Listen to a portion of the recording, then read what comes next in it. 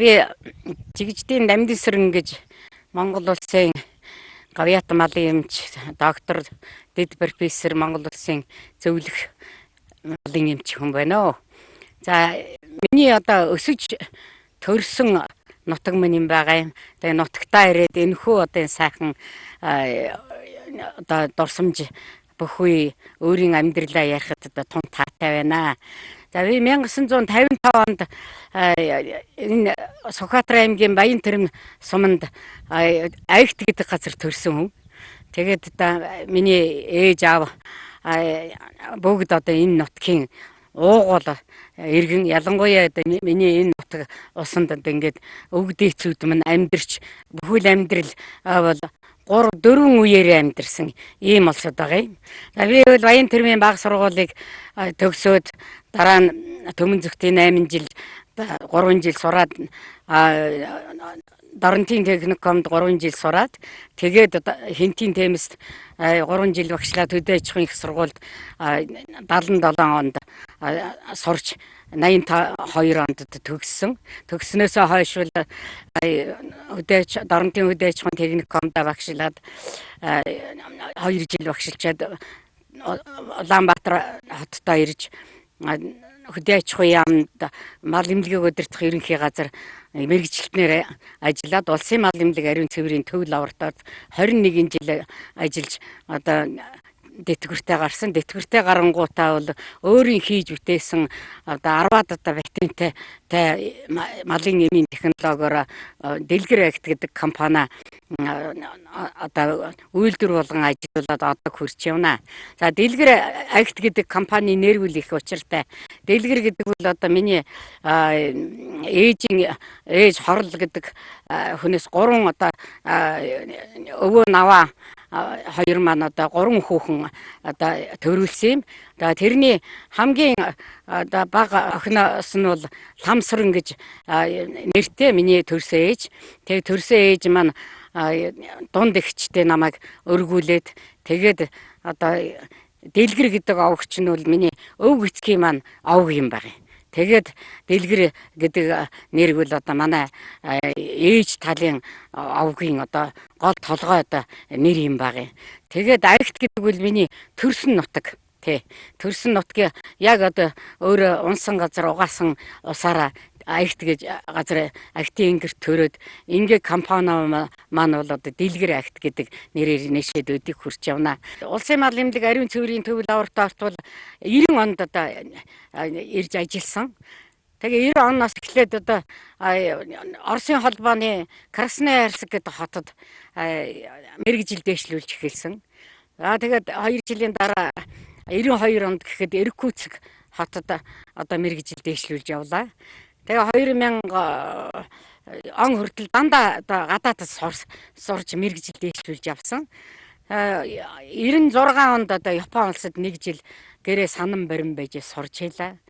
Дараа нь 2000 онд Швед улсад одоо мэргэжил дэвшлүүлж Uppsala гэдэг хотын эрдэмтдтэй хамтарч одоо эрдэм шинжилгээний туршилтуудыг явуулж ирсэн. Тэгээ энэ бүхэн маань бол ерөөсөө дандаа л одоо тэр хөгжилтэй орноос өөрөө ер нь шанганыхаа хэрэгээр яаж их орондоо хотгож авчичих уу гэдэг бодол бол өөртөө 42 нас хүртэл одоо гадаад орнуудаар сурч боловсарч явсан юм аа. Энэ одоо миний маш сайхан төв дандаа нэг эмийн технологиудыг сонирхож яваад ирээд Монголынхаа нөхцөлд бүтээгээд баталгаажуулчихад Монгол малдаа туршаад үнэхээр үр дүн гарсан тэр эмнүүдээ одоо Монголдо нэвтрүүлээд ингээд Дэлгэр агт компани өнөөдөр үйлдвэрлээд Монгол орныхоо одоо мал сүргийг эмчлээд явж байна. Энэ сайхан нутаг бол ер нь бас миний хүүхдүүдийн өсөд төрсөн ийм сайхан нутаг. Бид бол бас сайхан одоо буурлуудыгаа байж хойдвол энэ нутагт бол сайхан амарч одоо бараг л оюутан цагаасаа ирцгааж ирж байсан ийм сайхан нутаг юм байгаамаа. Одоо энэ ардталт бол манай хан дэмнэн сүрэнгээ маань хонь хариулж хөр дуглаан тууж эцэг эхтэйгээ ингэж байсан ийм сайхан нутаг юм шүү дээ тал хайрын. Би бол өөрөө хангаа газрын хүн л дээ. Гэхдээ одоо хангаа газар өсөж төрсөн ч гэсэн энэ тал нутагт бол одоо дэндүү олон жил одоо бараг одоо 50 жил өгчээр битээр одоо танилцаад хүүхдүүдээ өсгөөд 40 хэдэн жилийн одоо ажил амралтаараа бол хаан заваар бол энд ирж энэ нутагт бол сайхан өнгөрөөж байсан ийм сайхан нутаг юм аа. Энэ нутаг бол одоо хүүхдүүдээ маань бид бүхний сэтгэл бол юм уу яатай ийм сайхан нутаг юм шүү. Үнэхээр л одоо нэрэ тэр дуунд гардагчлан нэрэ малан тогтуухан хүний аждуухан гэдэг ийм сайхан нутаг юм аа. Мандахан гарнаар шалцаа магныг хүчи сайхны мандундор саручсан биний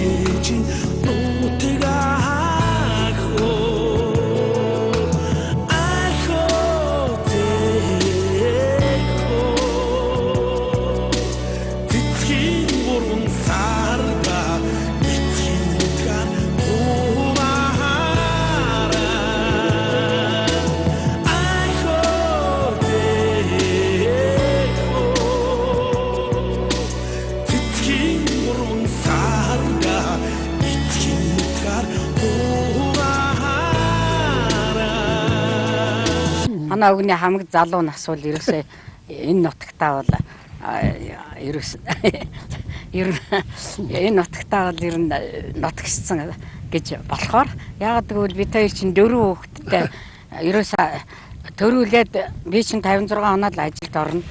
Тэгэл нэг нас арай хүрээгүй байхад нь аав ээж хоёр мань малчин. Тэгэл авчираад өгчих нь миний аав ээж хоёр чинь 8 нас хүртэл 4 хүүхдийн минь өсгөж өгөөд тэгээд бид хоёр нэг нь хөдөө аж ахуйн их сургуульд багш, нэг нь болохоор мал эмнэлгийг удирдах хөдөө аж ахуйн яамд мал эмнэлгийг удирдах ерөнхий газар мэргэжилтэн тэгэл ажиллаа хийгээд явна. Хүүхэдгүй юм шиг хоёулаа улс их орондоо залуу насндаа ажиллаж байсан. Ер нь энэ нутгийн ардууд бол нэр их олон ижил нэртэй улсууд байдаг. Тэгээд дээр үед бол яг өөрийнх нь төрхөөр ингээ хөрхөн хойчогддог байхгүй юу. Тэгээ миний аав бол ерөөсөө тамхиад очиад дуугаа ингээд сайхан суугаал ингээд тайван ерөөсөө тэгээд нутгийн ардууд одоо номхон жигжид дуугуу жигжид ингээд гочтой олон жигждүүдтэй 10 хэдэн жигждүүдтэй. Тэгээд тэр жигждүүдийн нэг нь бол одоо номхон жигжид дуугуу жигжид гэж ингэж нэртэй алдартай хүн байсан. Тэгээ миний хүүхдүүд бол энэ аав ээж хоёрын маань гар дээр ингээд малчин гэр бүлдүүдээ ингээд 8 нас хүртлээр суур хүмүүжлээ авсан. Тэгээ одоо аав маань морь уйн нөгөө хүүхдүүд чинь уралдаа морь уйн уйхад нь унна. Тэгээ нэгдлийн малтай байх үе байсан. Малыг хариулна, ноослно. Тэр бүгдэд миний хүүхдүүд оролцож ажиллаж нүүдэлчин одоо Монголын нүүн тэмээн тэргээр нүүн, тэмээн тэргээр ус авна. Энэ бүгдэд миний хүүхдүүд оролцож байсан учраас өөрснийх нь цаашдаа одоо гадаадад сурах одоо суур кланы нь бол малчин юугаар нь одоо фундаментын тавьж өгсөн учраас бие даах чадвар бол асар өндөр. Тэгээд гадаадад явж байхдаа бол ер нь дэсвэр дэвчээртэй Монгол орно гэсэн сэтгэлээр дандаа дүүрэн суралцдаг. 4 хүүхэд маань дөрүүлээ гадаадад одоо гадаадын их дээд сургуулиуд сурсан. Унгар, Казахстан тийм ээ үгүй. Тэгээд Солонгос Унгарт 2 хүүхэд сурсан. Тэгээд манай охин болохоор бол Бэлэг улсад шууд Унгарт сургууль төгсөөд Бэлэг улсад одоо өөрийнхөө чадлаар очиж ажиллаад тэмдгийн иргэн болсон. Ээжээсээ бол одоо долуулаа төрсөн. Тэгээд миний төрс ах маань тэгээд доороо бол одоо 5 дүүтэй. Тэгээд тэр 5 дүүгийн маань одоо хамгийн 2 дахь дүү маань одоо Мон Нисэн Чулуунбаатар гэж дүү байгаа. Тэгээд дараа нь Чулуун зоригт Наран цацралт Наран Туяа гэдэг энэ дүүнэр маань бол Мон Нисэн одоо захирлууд болоод ажиллаж байгаа. Тэгээ ер нь ээжээсээ бол асар их одоо суур хүмүүжлийг бид нар заавал нэг ажлыг бүтээж вэж хийж вэж л одоо санаа амардаг. Юмд их санаа зовнтгой. Тэгээ манай дүүнэр одоо бас тийм ээж аав өвөг дээцээ маань энэ нутаг ус маань одоо бид бүхнийг харж хандаж бид бүхнийг ивэд итгэж байна. Баян тэрм уулдаа бол одоо сүслэн одоо бид нар чинь бишэрч явдаг. Миний өвөг дээцүүд маань бол жилийн жилд одоо дахиж бид нарыгаа морьтой байвал морьтой явган бол явган хөтлөөд ингэж энэ баян тэрм уулдаа мөл мөргүүлж явдаг. Ийм хайрхан уул устай газар юм одоо өвөг дээцийн охин одоо иймэрхүү сайхан яриагаа нутагтаа ирээд ярьж сундаа.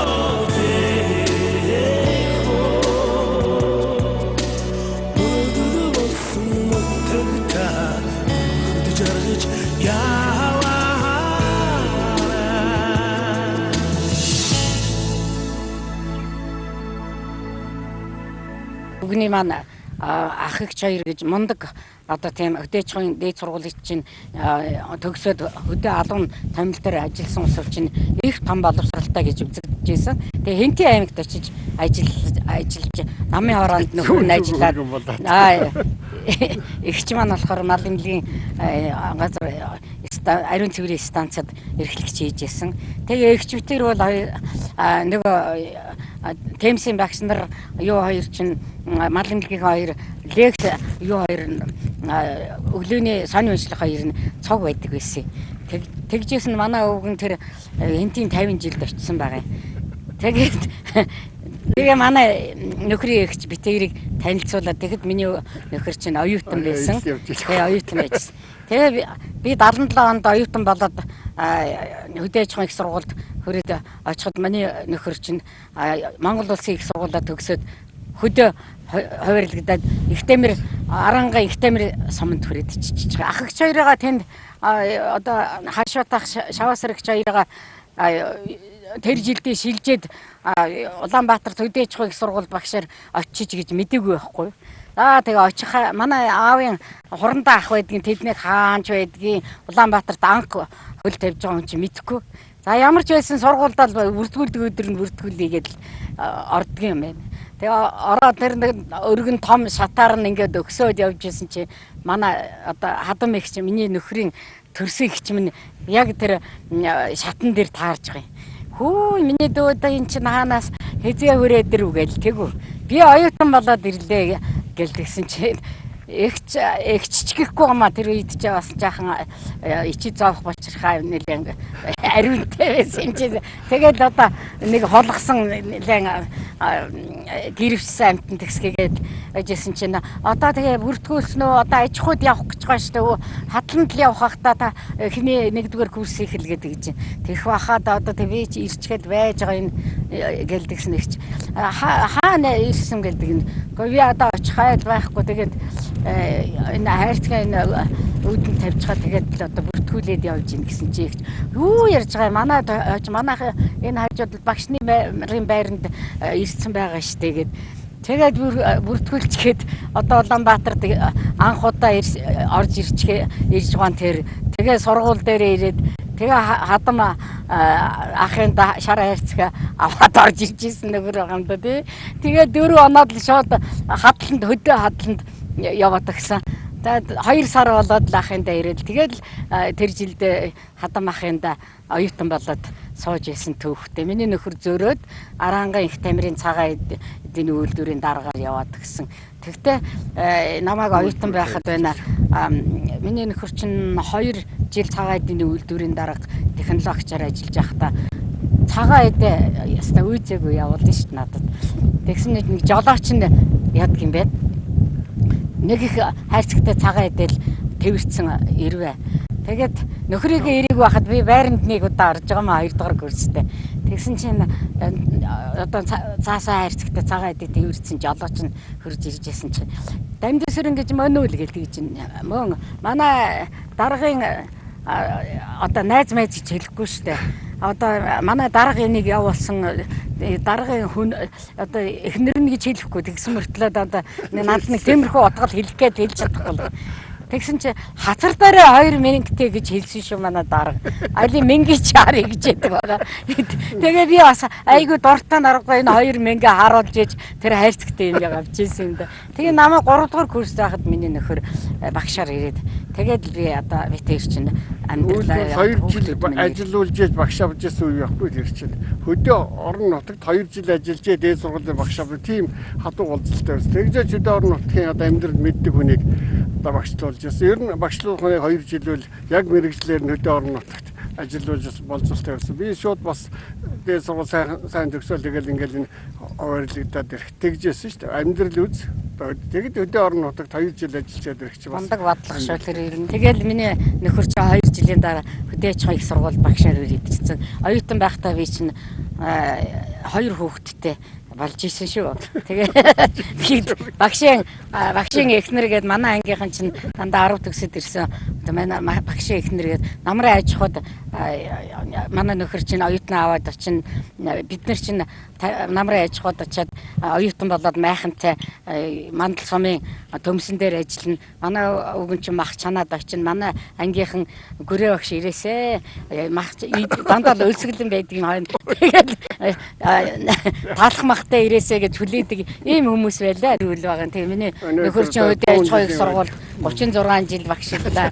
Тэгээд 36 жил багшлахтаа би тэр залуу насаа хөдөө аж ахуйн их сургуулийн багш нарын байранд одоо олон жил залуу багш нартайгаа 3 өрөө байр яг байна 3 залуу багшд хойрлоод бид нар чинь тэр цагаан байр чинь хамгийн дээд байр нь байлаа. Анх айл болоод нэг өрөө байр галтгоо 2 нэг өрөө нь галт тоогоотой битээр товайрлагдаад дунд өрөөнд нь сарн туяа гэж одоо орос хэлний багш маань хойд инженерийн багш маань нэг өвгөн багш маань ингээд орон сууцнд багш нарын сууцнд сууж байгаа нэг нэмрийн багш нар болоод гөөмөн сайхан амьдарч ингэж амьдрэх 8 жил сурхаа гарах ягта зундаа одоо мал дээр аав ээж дээр ирж одоо малын ажлыг өстэй хийх шиг юм шүү дээ. Хамаг юм хийж өгөөд л явхаа төгөхөр манай аав намайг морьтой хөтлөөд овоондоо гаргаж заавал явна. Би овоондоо залбирчээд гаргамал тэр жилдээ сайн сурдаг. Ийм бишин зүтгэсэн уул овоо юм байгаа. Тий. Тэгэл дамралтай ярил сайхан хүүхдүүдээ өвлдөн байлахын тулд дурныхан одоо хөрзөн мөрзөн өвөө садын төвтэй чад орно штэ. Хамаг юм хийж өгөөд хоёулаа явдаг байлаа. Таан маань тренд явж түүж дарсалж байгаа малын тижэл тэр ч одоо нэгдлийн малтай байсан манай хоёр хөшин чинь тэгэл сарвч марвчийн жаахан засч өгөөд ядаж хөрзөнгөө сэлж өгдөг. Инглүүч одоо өвлийнхэн төлшийг хөрзөн сэлж одоо нэг аргалын бэлдэж өгнө. Аргалын бэлдэж өгнө штэ тэгч залуу байж. Тэгэл Маап маань их томоотой юм байсан учраас аавхан тэр палны тэрээр бол ер нь би дуусгасан дөө. Тэр хоёр сайхан палны тэрсэн тухайн үедээ сайхан унаалсан. Ямар одоо энэ одоо унаа тэрэгтэй энэ төр байсан биш. Палны тэр гэдэг шүдэ орон нутагтай бол одоо ер нь мундаг л унаа. Тэгээд ямар сайн хадам ээжэгээ эгчтэн залгуулна гэл хин тэр одоо тайлхын юм засмал зам байсан биш. Шорон замаар явчаад иржсэн. Одоо бол ер нь барахгүй ах уу тэр шорон замаар яваад тэг чин тийм зөрөгтэй байлаа. Тэгээд бид ч бас хойшоо төмөн цогтын тэр залуу насны зориг гэж сайхан. залуу нас энэ ч өнгөрсөн учраас бол энэ нутагт бол ингэж ирдэг юм да. Ингээд лавон дээрээс харахчаад манай хүний гэр бүлийн хүний маань бол одоо хон хэрүүлж явсан багын одоо энэ хойдлын сайхан энэ ар нуур ингээд дарцагт марцаг төнлөө ирсэн сайхан энэ уул дуун дээрс одоо ингээд сайхан харагдана их сайхан харагддаг.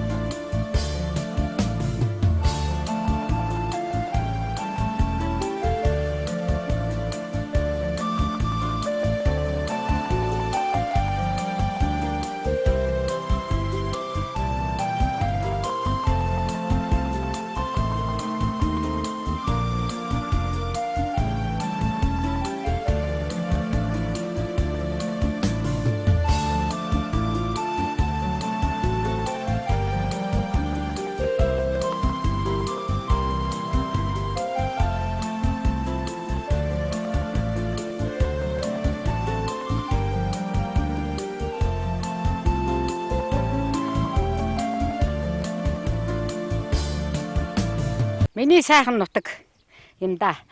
За энэ одоо яг сайхан энэ үзүүр харагдаж байна. Энэ үзүүр харж байгаа энэ сайхан нутагт бол одоо миний төрсөн нутаг. Тий.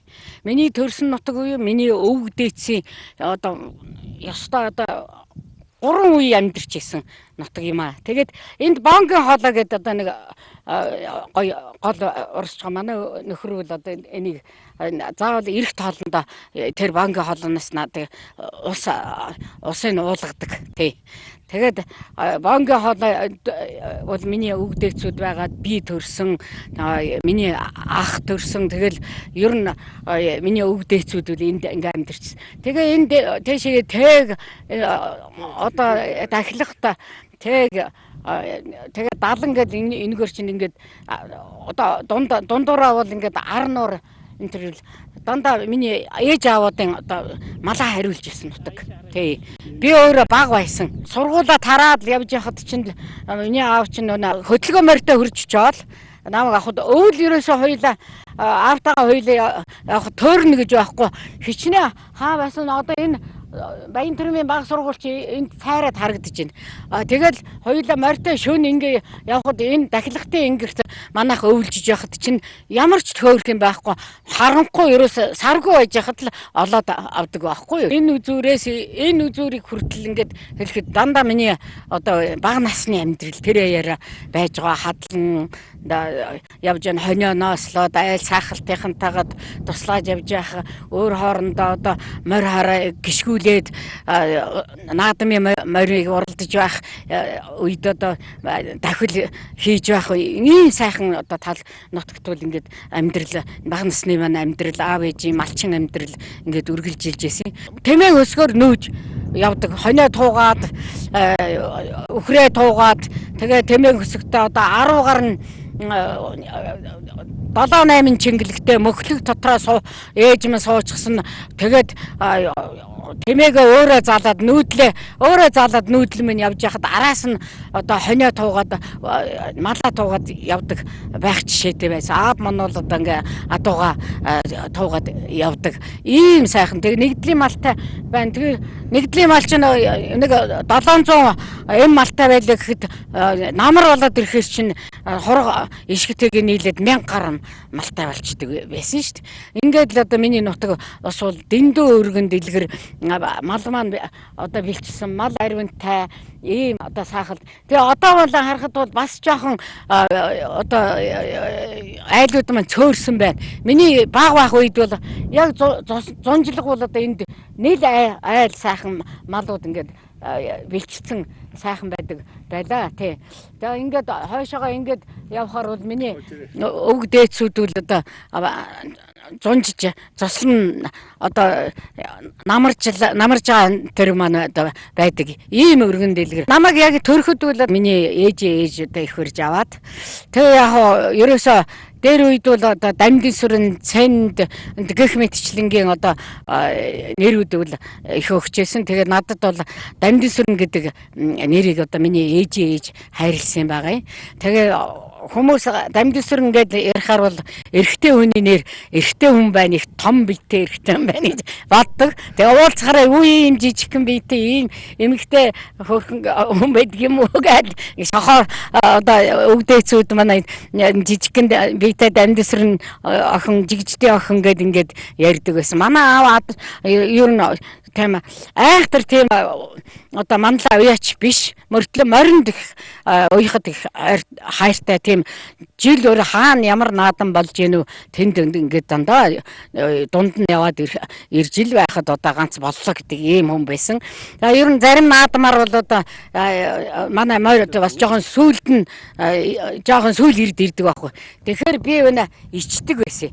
Аавда ичээд хэлэн л дээ. Манай морь одоо ингээд сүүлэрээр ирлээ штэ. Аав минь ингээд би жоохон ичлээ энэ төр гэж ярина. Тэгэхээр зүгээр ерөөсөө л сайхан дахиад л өрөөд ирэхэд чинь л эн чинь төрүүлсэнтэй адилхан байдаг байхгүй юу? Эн чинь ердөөл дахиад ирнэ гэдэг чинь л одоо төрүүлж ийн гэсэн үг байхгүй юу гэж надад ингэж хэлэхээр би их уужирдаг байсан. Тэгээ би бол ерөөсөө наадамда унахдаа дандаа аавынхаа уйж исэн одоо тийм сайхан одоо цэвэрхэн морьдуудыг ундаг байлаа. Тэнгээрээ үл одоо ангийнхандаа одоо үеийнхэнтэй үл ер нь нэлээ манлаа. Тэгээд миний аав ээж хоёр үл одоо гоё мөнгө хазаартай багаас нь эхлэж мөнгө хазаартай сайхан одоо игээл Батнаар хийцтэй эмээл бол жижиг байхад бол эмээлд охоогүй зөвөр ер нь дэгтэй бол ганга ээж маань бол их уран хүн байсан учраас бол юу өөрөө ингээд өлзий хээтэй гөлөм оёод тэгээд одоо олон цоглоод ингээд сайхан өчөн штэ тэгэхээр чин жигтэйхэн ганган морь эмээлтэй хазаартай ийм сайхан морийг тэгээд манай аав бол энэ морины дийлийг л гайхалтай гоё засдаг тийм хүн байсан. Хүмүүс хажууны одоо өвцөл одмал хүртэл манай аавар морь дийлийг ингээд засуулдаг наадам төхөд ирэхээр засуулдаг хүн байсан. Тэр үеийн одоо морь мал гэдэг үл жинхэнэ гоё л байдаг байлаа. Яг харагдаж байна да. Бүх одоо бас өөрийнх нь бараг л за одоо хэлэхэд арай л өөрийнх нь нутгаас илүү бас нутаг бас хэлнэ шүү одоо нэ. Нутагтаа ирснийх нэг өргөе гэж бодлоо. Тий. Гэхдээ эхлээд бас миний ээж 60-аад онд байна. Бас сумын концертанд хөдөөний малчин мөртлөө ирж концертанд оролцдог байсан. Тэгээд энэ дээр нэг ийм дуу дуулдаг байсан. Тэр нь надад бүр хоногшаад гэхдээ одоо энэ дуу ерөөсөө энэ тийм дуулагдахгүй байгаа байхгүй юу. Тэрийг бас нэг аялаадахыг гэж бодлоо. Дараа нь бол би бас нуулсаа байсан гэд өөрийнхөө дуртай нэг дуу бас дуулахыг хичээнэ. Тий. Жунганы дэгдэхэ зурагуулаа байла зурганы хаудэндээ ганцаараа хөөгж байгаа шүү. Таханы дэгдэхэ тавуулаа байдахөө тамганы хаудэндээ ганцаараа хөө элэни дэгдэхэ дүүлээ байдахөө эрэгний хаудэндээ элэ ганцаараа хөө гэдэг нэг хөөрхөн дуу болдог байсан. За энэ алтан сайхан нар өнөөдөр ивэж байна. Тий. Тэр энэ миний өсөж төрсөн нутаг маань одоо жинхэнэ нараа гаргаж жинхэнэ сайхан өдрийг одоо надад ивэж өглөө. Тэгэхээр нутаг ус минь одоо аав ээжийн минь өвөг дээдсийн минь энэ алтан дэлхий баясгаа гэд ер нь хүн бүхэн аав ээжээс төрсөн тэгээд яг удаа энэ байгалийнхаа жамаараа бол ер нь одоо тэгээд бас л одоо мөнх усыг үтсэн аав ээжээ дурсаж дуулах дуртай учраас энэ дууг дуулах дуртай байдаг юм а. Тэрийг одоо хадам аавдаа өөрийнхөө аавдаа энэ төр зориулж дуулдаг юм байгаа. Тэгээд энийг дуулъя гэж бодлоо л та тийм. Талын гурван улаамэн таражиныг хуражиныг тосолоодоо таньхаа нэрэт авамэн таняач инээч байшигээ жиримийн сүлжээ харгүй химэн жиндээч нэг аяндаач нэг хөтлөө юу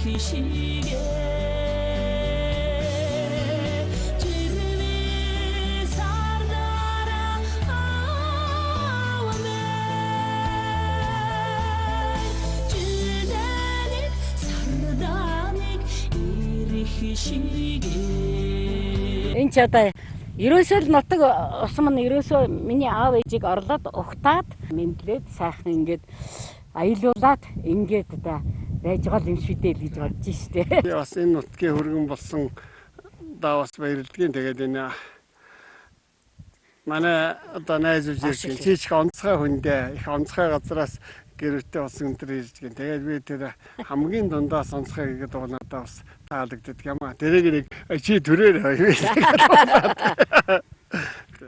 Гамбайг толтосон гангийн нуурын цэлгэрэдэ хайртай хоёрын хамтан хамгийн дундаас онцгойдоо дагшин дуутын уснахоо тонглог болоод арванда дасан хоёрын сэтгэлийг түүнтэй яаж зүрх юм бэ нуурын усан ариун бол нутаг газар таажмигтэй нийсэн хоёр нь үнэнч бол нийтийн дундаас онцгойдоо нийсэн хоёр нь үнэнч бол нийтийн дундаас онцгойдоо яа баярлаа.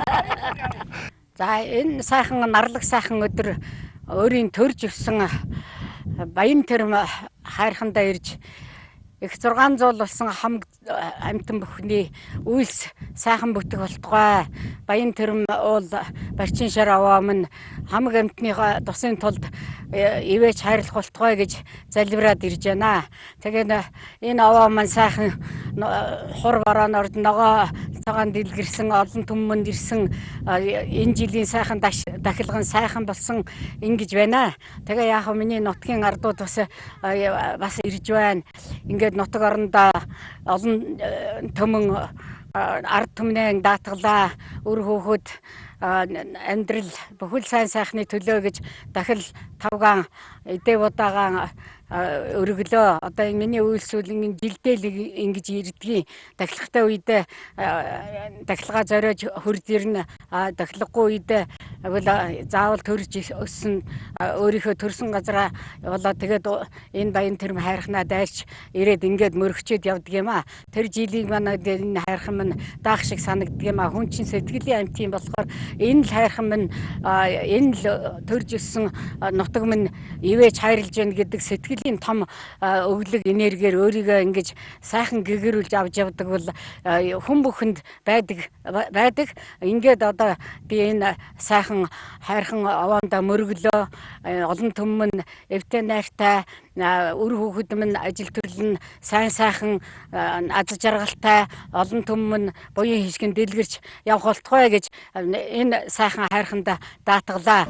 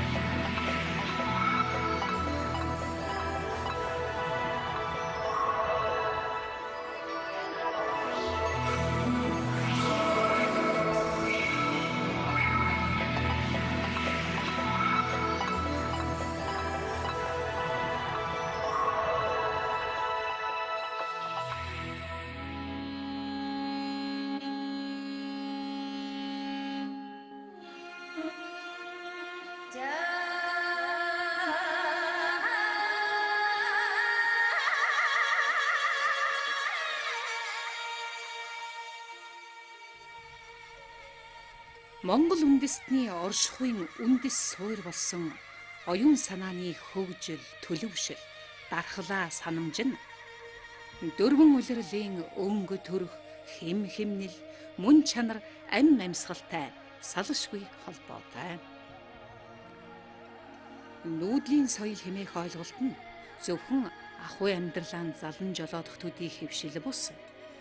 Байгалийн тэнцвэрийн мөн чанарыг өөрсдийн амьдрал, ухаарал сэхэрлийн нэг хэсэг болгон хэрэгэлсэн оюун санааны соёл байсан юм. Хүмүүний амьдралд эхлэл, төгсгөл хэмээх хил хязгаар байдаг бол харин оюун санааны амьдралд эхлэл, үргэлжлэл, дахин эхлэх, үргэлжлэх гэж бий. Яг л эргэх төрөн улирлын төгсгөл үгүй эхлэл шиг, их нүүдэл шиг, буух буудал шиг.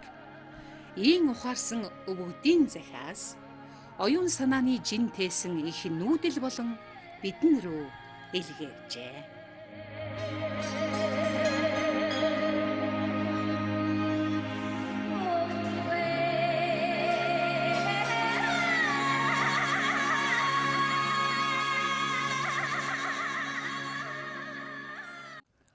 Хорвоо ертөнц өнгөөн засаж, хотол цугаар сэтгэл тэнийм баясаж, үрт амьтдын үргэлжлэл хөвөрч, үндэст моддын навчс цэцэглэж, шин амьдрал эхэлж, сэтгэлийн дотоодод байгалийн их шиг уянгалах хаврын найраг дундаас өвгдийн захиас цуврал үргэлжилж байна.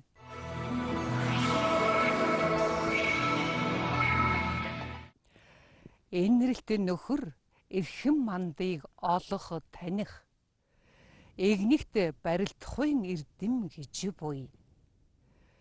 Энэ эрдэмд сурахуйн ухаан, энэ амьдралаа засахуйн дайтад тэнцдэг гинэм. Сайн нөхрийг сарны гэрлэгэв, муу нөхрийг өшөөт дайсны мөр эндүүрсэнд нь зочин гинэм. Өөдөөс дайрах дайсныг дайсан гэж мэдээд замаас нь зайлахад болно. Харин дайсан гэдэг нь үл мэдэгдэх амраг садан нөхрийн дүрт муу нөхөр бол өшөөт дайсны мөр эндүүрсэн зочин мэт ажээ.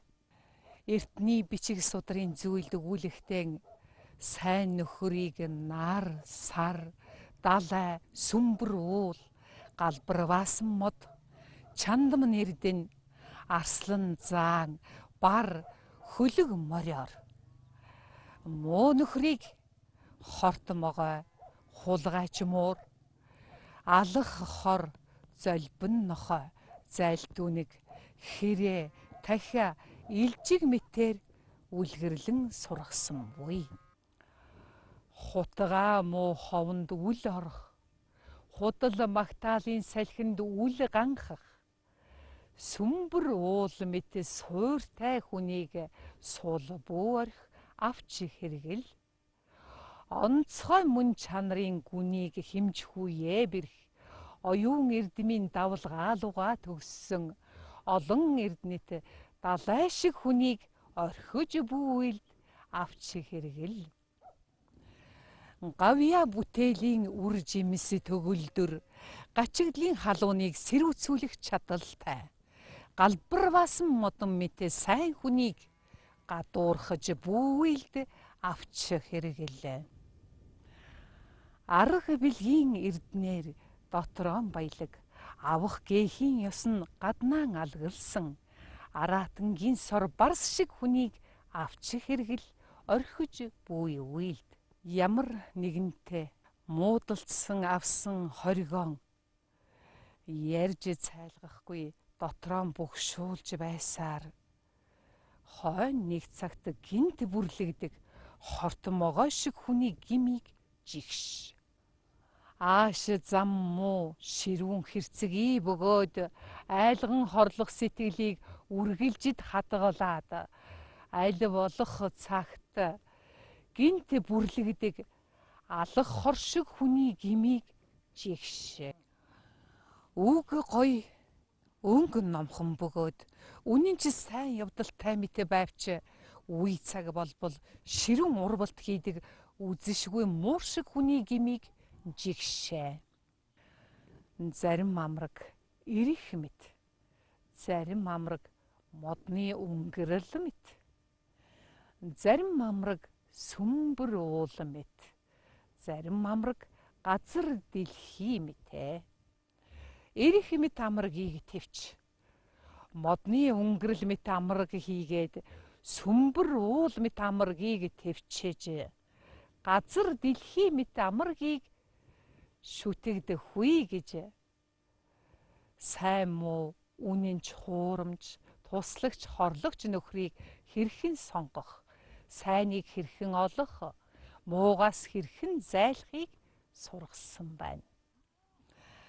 Хаашаач өнхөрч мэдэх бөөрөнхий ирэх мэт нөхөр, хаан ч одож хинтээч наалдаж мэдэх модны өнгөрөл мэт хөнгөн хөвсгөр нөхөр.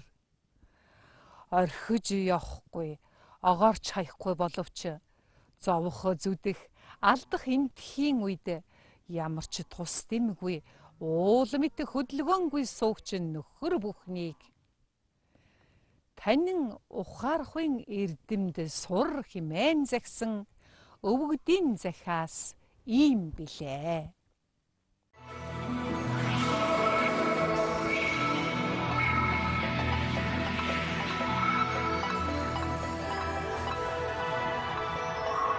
Эртний буурал өвгөд эрдэмт сургаал захиасаар дамжуулан үр хойч биднээсээ өнгө мөнгийг холтгон өгч, өвч би сарвал ухаанд нь ёс журмыг ортуулах гэж зорж хүсэж үлдээж өвлүүлж өгчээ. Үжид цэнгэл өнгө хүсэл арх дарсыг тань твч хүн тухай захиас ийм бүлгөө.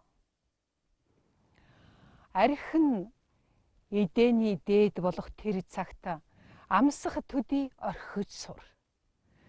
Цагаан сүг хар ус дийлэх тэр цагт хамаг гим гарахын үндэс ургахын тул би хэл сэтгэлэн твчиж хянаж үлдээ. Ухаан баларч эрүүл бус авирлахын үр. Үжид цэнгэл давтаж шунал хүслийн галд шатахын үндсэн. Арх дарсагч амт ялдам анир чимээ үгүй хор болоо. Бичиг сургаалд өгүүлэхтэй. Арх дарс химээгч хүний санаа сэтгэлийг мунхруулж язгуурын занг алдуулна. Арх нь бат үгсийг задруулдаг. Бардам дээрэнгүйг төрүүлдэг. Чухал үгсийг цуцалдаг. Цуглагстыг тэмцүүлдэг. Оюун бэлгийг мартуулдаг. Олсон зөөснийг баруулдаг. Бих зөвлөлийг сарниулдаг. Бие махбодыг доройтуулдаг. Бийгүй дайсан, илдэггүй ир, идэ ундаа нэрт хор мөний тул урдаас сэргийлэн айж цээрэлвэл зохимой. Архийг ууснаар галд шатагдах, усан дунах, нохойд бариулах гай гамшиг алин юу болохыг эссэн мэдэснэ нь галзуу мунх гэх болохоос баатар цэцнийх бус гэжээ. Ер нь арх ууснаар хүний өнгө царай сүр хиймэр явдал үйлс цөм буруудаад. Игнэгт хүнтэй хамт төрсөн бурхан чөтгөр хоёр ихэд булаалдан тэмцэлдэвч чөтгөрт алдах. Илт чөтгөрөөр булаагдваас санаа явдал буруудаад уруудах доройтох ирнэ. Хэрэгээр өчүүхэн хоригоор их энэ архийг хэдий чинээ ууваасч ханах цаггүй. Өлсөх ундаасхыг үл арилган өөрийн биеийг үл амраах, санаа сэтгэлийг мунхруулан санаж сэрхийг доройтуулах. Сая дар үед амсхийн цагт сэтгэл ханан баясаад Сац би ч хөнгөн бөгөөд амгалан мэт болох авч. Үнэн эцэстэй биеийн чадал тамир буураад. Үцгэлэнтэй сайхан царайч өнгөж авахаа саарад. Үзэх ухаан бэлгэнч болох толих болоод. Үнэхээр түүнээс мунхаг бөгөөд тэнэг хэн байх вэ? Өтөл тэнэг адгуусч түүнээс ухаан хурц. Өөрийгөө амтнаас дорд харуулахыг үл хүсвэл өнөд тэр хорыг өргөлгүй, шүтэлгүй. Хүн хэвээр явагтон. Энэ бүхний товч нь үжиг цэнгэл өнгө хүслийн хамаг гмийн элч улаа унаа хөсөг болсон арих химээхийг өвсний улбаа гүшийн үзүүрийн төдий туслыгч амсах хүртхийг цээрлэж хатуу чангаар сэтгэлийн хориг тавьж байсан монголчуудын архийг эдэний дээж болгон хэрэглэж заншсан тэр ёсны буурин дээр сая эргэж ирэх болов уу хэмээн.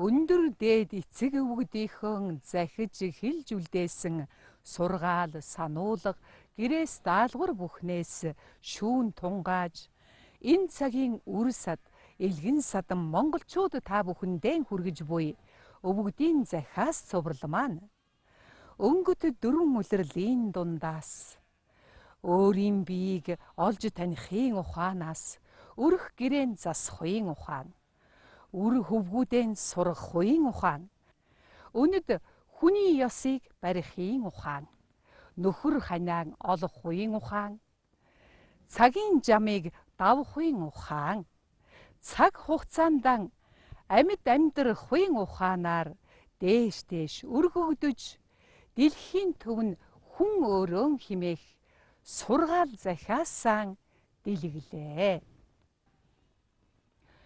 Энэ хорвоо чиний цаг, чиний орон зай, чиний хил хязгаараар хэмжигдэнэ. Монголчууд эртнээс наашид нас бие чөлөө цагийг эрхэмлэн хайрлаж хааш яаш хойрго залхайг шүүмжлэн хэлэлцсээр иржээ. Сургаал зохиолын зүйлсэд олох уяа бэрх чөлөө учралт эрдэнэт хүмүүний бие химэн хүн болж төрсөн энэ гавьяаг олонтоо сайшаан битсэн байхын сац.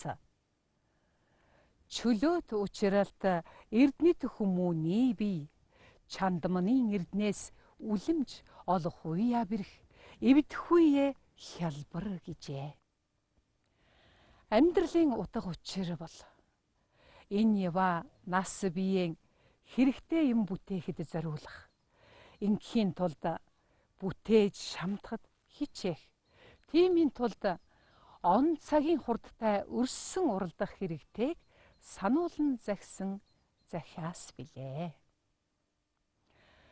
Нэгэнт тохиох эрдэнэт хүмүүний бие хийгээд сэтгэлийг эрхэмлэн өгүүлж хэрвээ түүнийг олсон цагаас хэрэг тусын эс хийвээс зуны шөнийн гэлбэлгэн мэт зурс хийгээд арилан одоо юу гэсэн байдгаа. Энд цаг хугацаа амин нас гэдэг огторгүйн гэлбэлгэн мэт тийм хурдан түргэн өнгөрөн ододгийг дурдаж нэгэн олдсон нас биений ховор чухаг хэрнээ ахар богныг сануулснараа үрд мөнх ирсэн мэт үймэн салгааргстын задгай сэтгэлийн үүдийг хааж сайн үйл хэрэгтэй юм бүтээхийн үгт шавдан ташуурсан хэрэгэ. Манай эртний эрдэмтэн мэргэд самгард, нангиад, төвд монгол хэл бичгээр бичсэн ном судрыг шагаан сууж 100 алжаал мянган чилүүрийг эдлэхтэн гагцхүү цаг завыг эрхэмлэн хайрлсаар ирсэн. Хээр хөдөөгийн малчин ардууд үнэгийн эвлэхийн зуур номын бар сийлж, адуу малдаан явахын зуур арьс суур илдэж, үдэш орой үлгэр туйлс чагнахтаан хазаар ногт зангидаж, утас шөрмөс нийтгэж байсан. Энэ бол цаг завыг ашиглаж байсан манай ардын сайхан уламжлал юм. Зүгээр суухаар тэмээ хариул.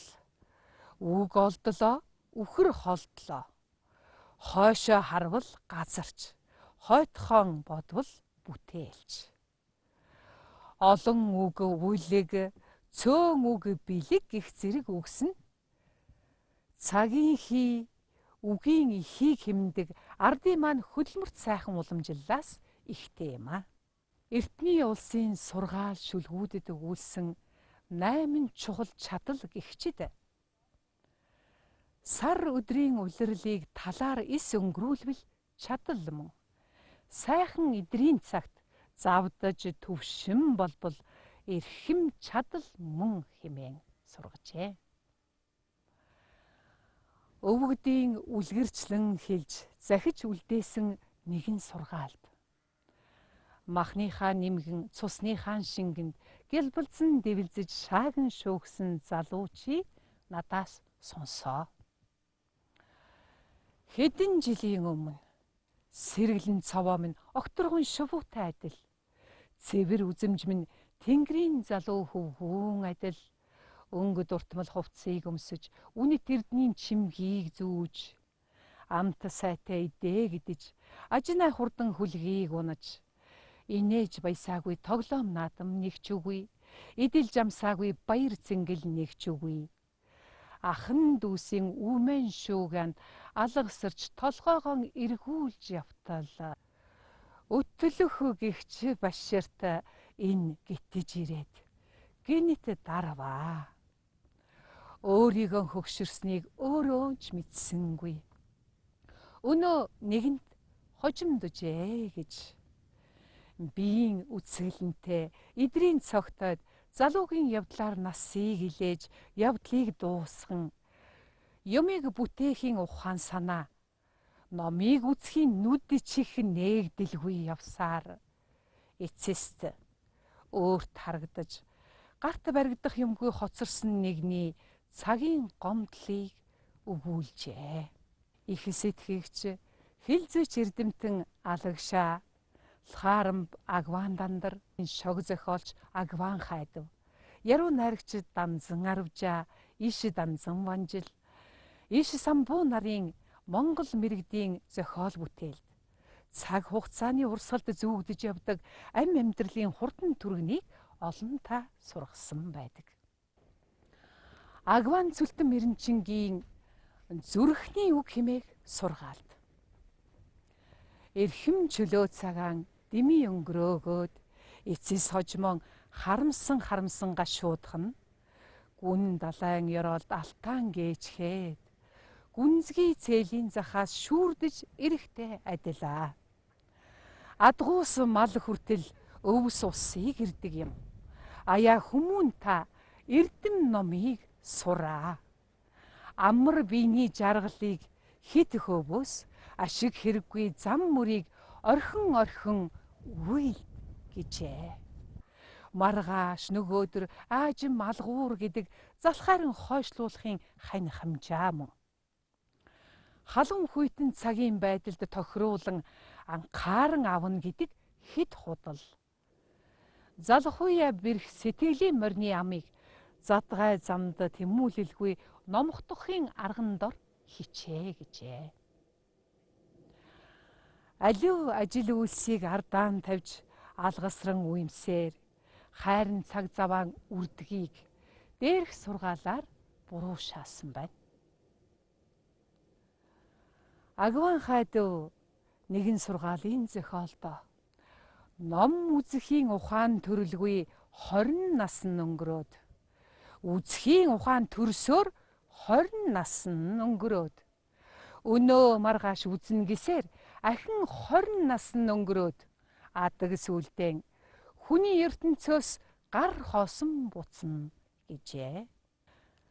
Дансан харвчаа алгасран үүмрэх сэтгэлийн муу дайсныг дараад усны урсгал мэт хизээч түүртэхгүй хичээнгүйгээр уг зорьсон ажил үйлэн бүтээхийн тулд цангасан заан ус руу зүтгэх лүгэ адил хичээж үйлд гэжээ.